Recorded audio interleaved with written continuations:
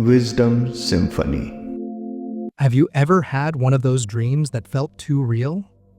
The kind where you can smell the air, feel the breeze, and every detail is vivid and alive? Now, imagine waking up to find out it wasn't a dream at all, that you had stepped into another dimension. Sound like a scene from a sci-fi movie? Well, for Robert Monroe, this was real life. He wasn't just dreaming or imagining. He was traveling, exploring realms far beyond the physical, all while his body stayed behind in bed. Monroe's story is anything but ordinary. He started as a skeptic, a businessman with no ties to the spiritual or mystical. Yet, he stumbled upon one of the greatest mysteries of human existence, the nature of consciousness itself. He didn't just brush against these experiences, he embraced them, mapped them, and shared his discoveries with the world. Why should this matter to you? Because Monroe's journey shows us that reality is far bigger than we think. It challenges everything we know about life, death, and what lies beyond. Are you curious about what happens when we die? Wonder if your thoughts have more power than you realize. Monroe's story answers these questions and raises even more. So buckle up. In this video, we're not just talking about the man who mastered out-of-body experiences. We're diving into what those experiences reveal about our hidden potential. Prepare to leave behind everything you thought you knew about reality and step into a world of infinite possibilities.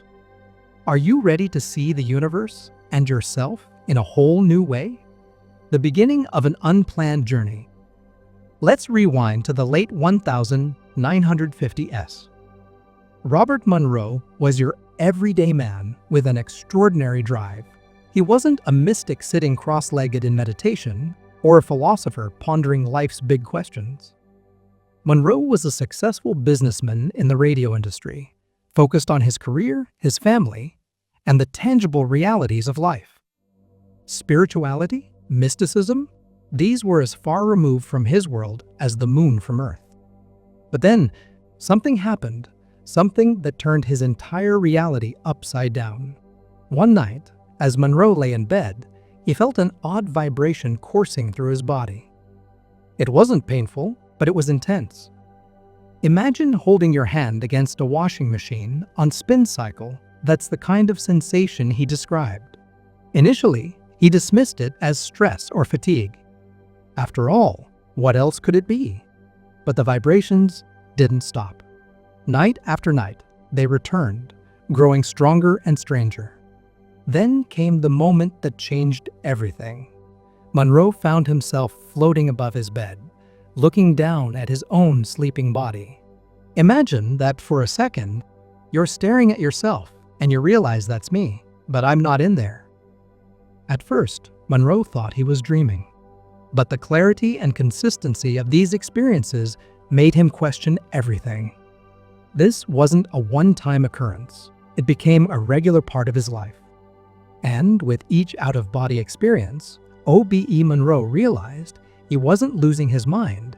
He was discovering something extraordinary. This was the unplanned start of his journey into the unknown. What began as confusion and fear soon became a quest for understanding. Monroe didn't choose this path, it chose him. And instead of running from it, he leaned in, determined to uncover the truth behind these otherworldly experiences. Breaking through the fear. Let's be real, if you suddenly found yourself floating above your own body, your first reaction wouldn't exactly be calm curiosity. Fear would kick in, right? That's exactly how it started for Robert Monroe. The first few times it happened, he was terrified. Who wouldn't be? Everything he thought he knew about life and reality was being challenged in the most personal way possible. But here's the thing about fear. It's often a barrier to something incredible. Monroe quickly realized that the more he fought these experiences, the stronger his fear became. It was like trying to swim against a current. The harder you struggle, the more you sink. So, he made a bold decision. Instead of resisting, he let go. He allowed himself to flow with the experience, to see where it would take him. And that's when everything changed. By embracing the unknown, Monroe began to understand the mechanics of these experiences. He noticed patterns, the vibrations that preceded an OBE, the sense of separation from his physical body, and the ability to navigate these otherworldly realms through sheer thought. The fear didn't disappear overnight, but each journey brought a new sense of wonder and discovery. Monroe's shift from fear to curiosity is a powerful reminder for all of us. How often do we let fear hold us back? What could we discover if we stopped fighting the current and started exploring what lies beyond? For Monroe, breaking through the fear wasn't just about understanding OBs, it was about unlocking the vast potential of his own consciousness. The second body, a new kind of existence. What if I told you that your body is just one version of you? That there's another you, a second body, capable of traveling beyond time, space, and physical limitations? That's exactly what Robert Monroe discovered. He realized that during an OBE, his consciousness didn't just drift aimlessly, it took on a new form. He called this his second body, and it was unlike anything he had ever imagined. Think of your physical body as a car. It's the vehicle you use to navigate the physical world. But during an OBE, your consciousness steps out of that car and into a different one, a second body that operates in a completely different reality. This second body isn't bound by gravity or physical laws. It's like upgrading from a bicycle to a spaceship. Monroe found that this second body was incredibly responsive to thought. If he wanted to visit a certain place, all he had to do was focus on it, and he'd be there instantly. No planes, no trains, just pure intent. It's like having a magic carpet, but powered by your mind. What's fascinating is that Monroe's second body wasn't a new concept. Ancient traditions and spiritual teachings have long described similar phenomena. But what made Monroe's journey unique was his approach. He wasn't trying to spiritualize or mystify the experience. He treated it like an explorer, mapping uncharted territory, documenting every detail to understand the mechanics of this new kind of existence. Through his second body, Monroe discovered that reality is far more complex than we perceive. The physical world is just one layer of a much larger, multidimensional tapestry. And this realization opened the door to questions that continue to challenge and inspire us today. The vibrational gateway. Imagine standing at the edge of a doorway, feeling the hum of energy pulsing through you, but you're unsure whether to step through. That's exactly what Robert Monroe experienced every time he felt the vibrations, the gateway to his out-of-body experiences, OBs. These vibrations weren't just random sensations.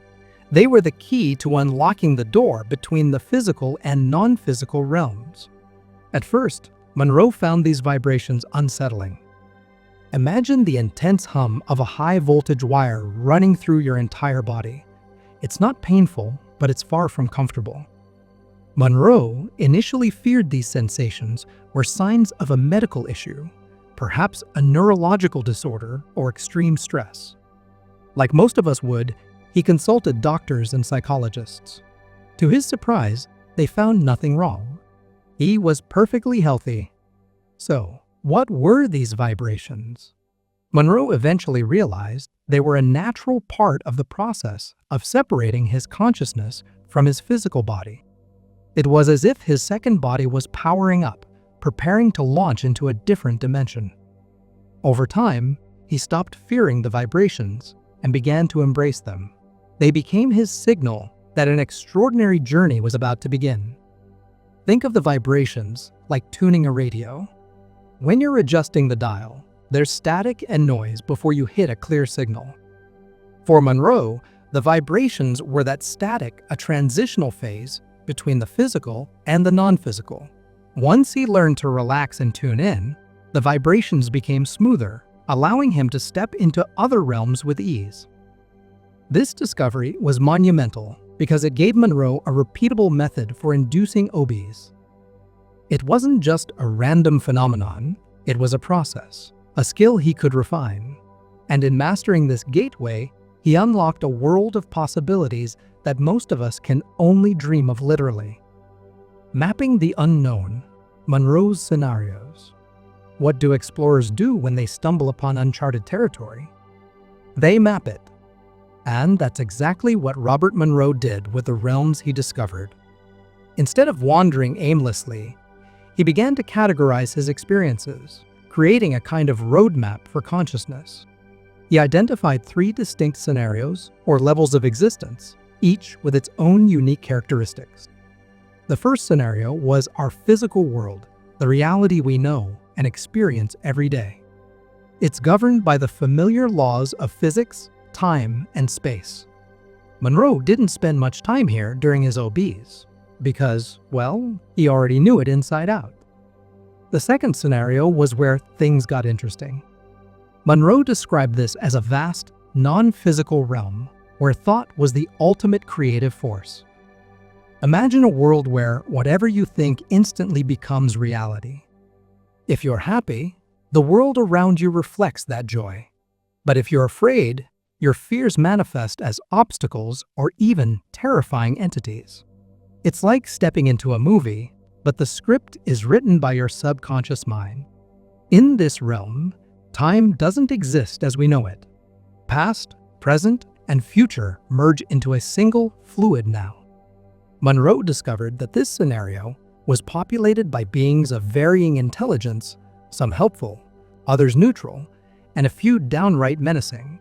It was a place of immense potential, but also significant challenges, especially for those who hadn't mastered their emotions. Then came the third scenario, a world eerily similar to our own, but with striking differences. Monroe described it as a parallel reality with its own people, cities, and social structures. However, the technology was entirely different think steam trains instead of electricity. Monroe even found himself inhabiting a version of himself in this realm, suggesting that it might represent an alternate timeline or parallel universe. These scenarios weren't just intellectual concepts for Monroe, they were lived experiences. Each journey expanded his understanding of reality, revealing layers of existence that most of us never even consider. The concept of LOOSH. Here's where things get a little mind-bending. During one of his journeys, Monroe received what he called a packet of information. Think of it as a download of knowledge from the universe. This packet revealed a concept that Monroe described as LOOSH, a form of energy generated by human emotions, particularly intense ones like love, fear, and pain. According to Monroe, this energy wasn't just a byproduct of our experiences. It was something that certain cosmic entities actively cultivated, almost like farmers tending to a crop. These entities, he theorized, had created Earth as a kind of garden for harvesting loot. Sounds wild, doesn't it? But Monroe didn't see this as purely negative or exploitative. Instead, he viewed it as a broader metaphysical system, a way for energy to flow and evolve within the universe. Think of it like a feedback loop. Our emotional experiences generate energy, which in turn fuels the growth and evolution of consciousness on a cosmic scale. While some people interpret the concept of LOOSH as a dark dystopian idea, Monroe's perspective was more nuanced. He saw it as part of the grand design of existence, a way for the universe to learn and grow through the experiences of individual beings. This idea raises some profound questions. If our emotions generate energy that impacts the universe, what does that say about the importance of how we live our lives? Are we mere participants in a larger cosmic system, or do we have the power to influence it consciously? For Monroe, the answer was clear. We have far more influence than we realize. The Monroe Institute, bridging science and the mystical. Robert Monroe wasn't content to keep his discoveries to himself. He wanted to share them with the world, to help others explore the same realms he had discovered. In 1974, he founded the Monroe Institute, a research center dedicated to studying consciousness and helping people access altered states of awareness. One of the Institute's most groundbreaking contributions was Hemi-Sync technology. This system used sound frequencies to synchronize the brain's hemispheres, allowing individuals to enter deep states of meditation, relaxation, and even out-of-body experiences.